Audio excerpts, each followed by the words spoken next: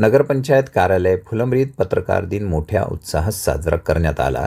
या कार्यक्रमास नगराध्यक्ष राजेंद्र ठोंबरे, मुख्याधिकारी ज्ञानेश्वर ठोंबरे, नगरसेवक जमीर पठाण, रऊफ कुरेशी, जफर चिश्ती हे उपस्थित होते।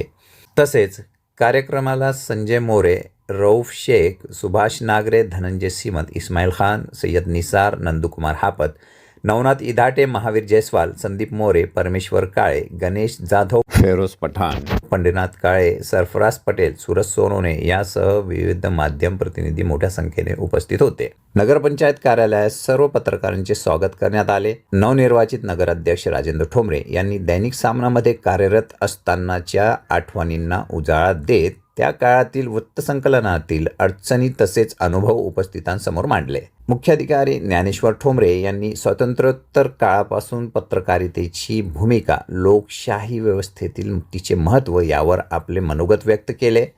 ज्येष्ठ पत्रकार संजय मोरे यांनी पत्रकारिता हा लोकशाहीचा चौथा स्तंभ कसा आहे आणि जबाबदार व वस्तुनिष्ठ पत्रकारितेची गरज यावर मार्गदर्शन केले।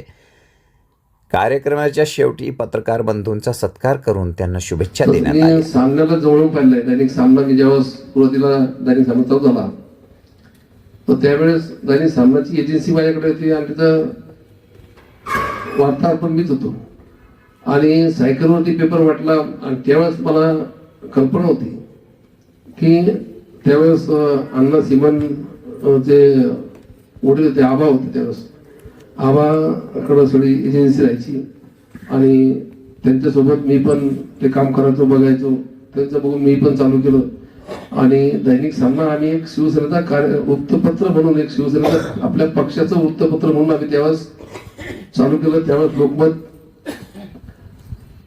मोठ्या प्रमाणात होता, नंतर सकाळ आला, परंतु लोकमतच्या बातम्या येत नव्हत्या आणि नंतर मग दैनिक सामनाच्या माध्यमातून शिवसैनिकांना, शिवसेनेच्या पदाधिकाऱ्यांना त्या ठिकाणी त्यांची वाटचाल त्याच्यामधून प्रसिद्ध व्हायची।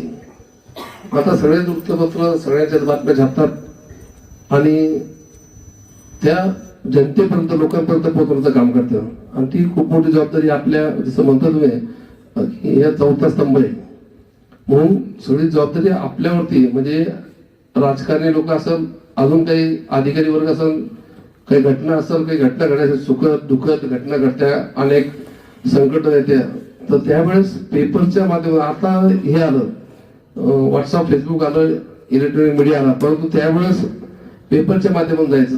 कारण आम्ही त्यावेळेस बघितलं की दैनिक सामना कधी कधी विमान लेट झालं, मुंबईला यायचा, विमान लेट व्हायचं, आजचा सामना उद्या, उद्या सामना परवा, असं यायचं कधी कधी, तरी सुद्धा लोक पेपर घ्यायचे, त्या दिवशी काय छापलं हे बघायचे आणि म्हणून त्यावेळेस ह्या वृत्तपत्राला त्यावेळेसही खूप महत्व होतं।